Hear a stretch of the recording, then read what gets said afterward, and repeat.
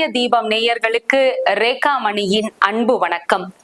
இன்றைய தினம் மகிஷாசுரனின் வரலாற்றினை நாம் தெரிந்து கொள்ள இருக்கிறோம். அசுரர் குல தலைவன் ரம்பனுக்கும் எருமை வடிவம் கொண்ட ஒரு பெண்ணுக்கும் பிறந்த குழந்தைதான் மகிஷாசுரன்.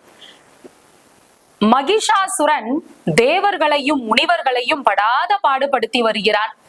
அவர்களின் குலகுரு சுக்கிராச்சாரியார். அவரிடம் ஒருமுறை மகிஷன் சென்று, தேவர்களுக்கும் நமக்கும் எப்பொழுதும் போர் நடைபெறுகிறது, தேவர்கள் எல்லாம் அழியாமல் அப்படியே இருக்கிறார்கள், அசுரர்கள் மட்டும் அழிந்து வருகின்றனரே, அது ஏன் என்று கேட்கிறான். அதற்கு அவருடைய குலகுரு, இதற்கெல்லாம் காரணம் சிவபெருமானும் மகாவிஷ்ணுவும் தான் என்கின்றனர்.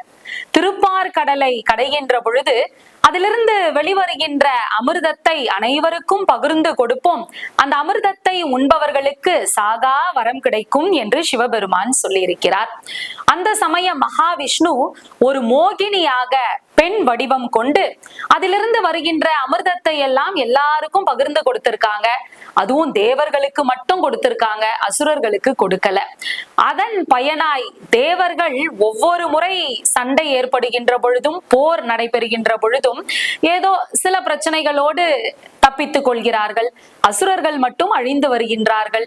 இதெல்லாம் நம்முடைய தலை விதி என்று அந்த குலகுரு சொல்லியிருக்கிறார்.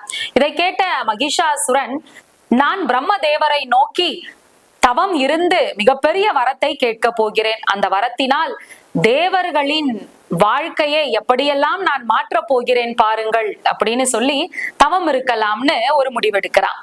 அவருடைய குலகுரு அவனுக்கான ஒரு இடத்தை, யாரும் எந்த தொந்தரவும் செய்ய முடியாத மாதிரியான ஒரு இடத்தை தயார் செய்து கொடுக்கிறார். மகிஷாசுரனும் அந்த இடத்திலே அமர்ந்து பிரம்மதேவரை நோக்கி கடுமையான தவம் இருக்கிறான். பல ஆண்டுகள் தவம் இருக்கிறான்.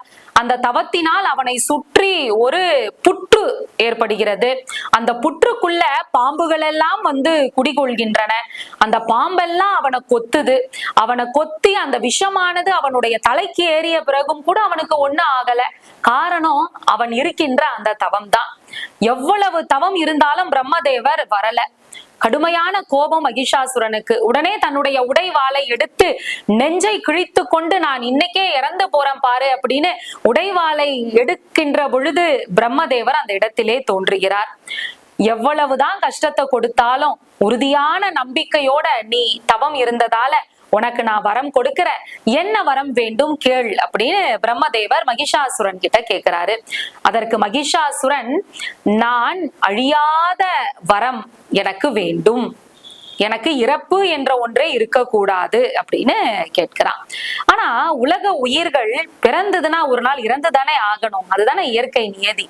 அதனால அந்த இயற்கை நியதியை மாற்ற முடியாது. உனக்கு நீண்ட ஆயுள வேணா நான் தரேன், ரொம்ப வருஷம் உயிர் வாழு, ஆனா நீ கண்டிப்பா இறந்துதான் ஆகணும்.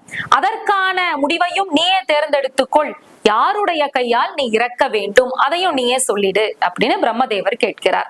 அதற்கு மகிஷாசுரன் மனசுல நினைக்கிறான், ஆண்களாலும் விலங்குகளாலும் பறவைகளாலும் புழு பூச்சிகளாலும் எனக்கு மரணம் நிகழக்கூடாது அப்படின்னு மனசால வேண்டான். அப்பயும் அவன் மனசுல ஒரு சந்தேகம் எழுகிறது. பெண்களை இந்த லிஸ்ட்ல அவன் சேர்க்கவே இல்லை. காரணம், பெண்கள் பலவீனமானவர்கள், அவர்களால நம்மள என்ன செஞ்சிட முடியும் அப்படின்னு அவன் யோசிச்சுட்டான். அதனால பெண்களை தவிர மத்த எல்லாராலையும் எனக்கு மரணம் நிகழக்கூடாது அப்படின்னு கேட்டு வரம் வாங்கிட்டான். பிரம்மதேவரும் அதற்கான வரத்தை கொடுத்துட்டாரு. வரம் கொடுத்த உடனே அவனுடைய ஆட்டம் இன்னும் பல மடங்கு உயர்ந்துச்சு. தேவர்களை படாத பாடுபடுத்தினான், சிறையில அடைச்சான், ரொம்ப கொடுமைய பண்ணிட்டு இருந்தான். இத பார்த்த தேவர்களால அதை சகிச்சுக்கவே முடியல. அவர்கள் அனைவரும் சிவபெருமானிடம் வந்து முறையிடுகின்றனர். இந்த மாதிரி பிரம்மதேவர் கிட்ட வரம் வாங்கி எங்களை எல்லாம் படாத பாடு படுத்திக்கிட்டு இருக்கான், அவனை நீங்க தான் ஏதாவது செய்யணும் அப்படின்னு கேட்கின்ற பொழுது சிவபெருமான் சொல்கிறார், கொடுத்த வரத்தை திருப்பி வாங்கக்கூடிய வழக்கம் எங்களிடத்திலே இல்லை. அவன் தீராத தவம் இருந்து நம்பிக்கையோடு வேண்டி அந்த வரத்தை பெற்றிருக்கிறான். இதற்கு ஒரு வழி இருக்கு, நிச்சயமா நான் அதை செய்யறேன் அப்படின்னு சொல்லி அனுப்பிடுறாரு. உடனே பார்வதி தேவிய பார்க்கிறாரு. பார்வதி தேவிக்கு புரிஞ்சிருச்சு. பார்வதி தேவி அந்த இடத்துல துர்க்கையாக அவதாரம் எடுத்து 3 கண்களோடு 18 கரங்களோடு 18 ஆயுதங்களை தாங்கி மகிஷாசுரனோடு போர் புரிகிறார். 18 ஆயுதங்களும் அவருக்கு மும்மூர்த்திகளாலும் தேவர்களாலும் வழங்கப்பட்ட அற்புதமான ஆயுதங்கள். அதையெல்லாம் ஏந்தி சென்று கடுமையான போர் மகிஷாசுரனோடு புரிந்து முடிவிலே மகிஷாசுரனை வதம் செய்து விடுகிறார் பார்வதி தேவி துர்க்கையாக அவதாரம் எடுத்து. அதன் காரணமாக மகிஷாசுர மர்தினி என்கின்ற பெயரிலே பார்வதி தேவி அழைக்கப்படுகிறாள். நவராத்திரி பெருவிழா இருக்கு இல்லையா? இந்த நவராத்திரி பெருவிழாவினுடைய 9ஆம் நாள் ஆயுத பூஜையாக நாம் கொண்டாடுகிறோமே. பார்வதி தேவி அந்த போருக்காக பயன்படுத்திய ஆயுதங்களுக்கெல்லாம் நன்றி செலுத்தும் விதமாக தேவர்கள் ஆயுத பூஜையை கொண்டாடினர். பார்வதி தேவி கரங்களிலே ஏந்தி சென்ற அந்த 18 ஆயுதங்களை வைத்துதான் அந்த அசுரனை கொன்றார். அதனால் அந்த ஆயுதங்களுக்கு நன்றி செலுத்தும் விதமாக ஆயுத பூஜையானது கொண்டாடப்பட்டது. விஜயதசமி துர்க்கையினுடைய வெற்றி களிப்பை கொண்டாடும் விதமாக கொண்டாடப்பட்டது. விஜயம் அப்படின்னாலே வெற்றி தானே. மகிஷாசுர மர்தினி அசுரனை அழித்து வெற்றி பெற்ற அந்த தினத்தை விஜயதசமி தினமாக கொண்டாடினர். அதைத்தான் இப்பொழுதும் நாம் அம்பாளை எண்ணி 9 ராத்திரிகள் விரதம் இருந்து 9ஆம் நாள் ஆயுத பூஜையாக நம் வாழ்க்கையை உய்விப்பதற்கு பயன்படுத்திய ஆயுதங்களையும் கல்வி செல்வத்தை நமக்கு வழங்கிய புத்தகங்களையும் வைத்து ஆயுத பூஜையாக கொண்டாடுகிறோம். விஜயதசமி அன்று புதிதாக கல்வி கற்க இருக்கக்கூடிய மாணவர்களை பள்ளியில் சேர்த்து வித்யாரம்பம் என்கின்ற நிகழ்ச்சியானது மிக அற்புதமாக நடைபெறும். புதிய செயல் தொடங்குவதற்கு இந்த விஜயதசமி தினமானது மிகவும் உகந்த தினம்.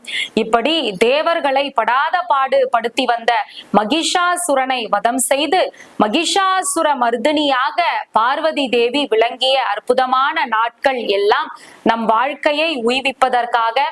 அசுரர்கள் எவ்வளவு கொடுமை செய்தாலும் ஒரு நாள் அவர்களுக்கு அழிவு நிச்சயம்.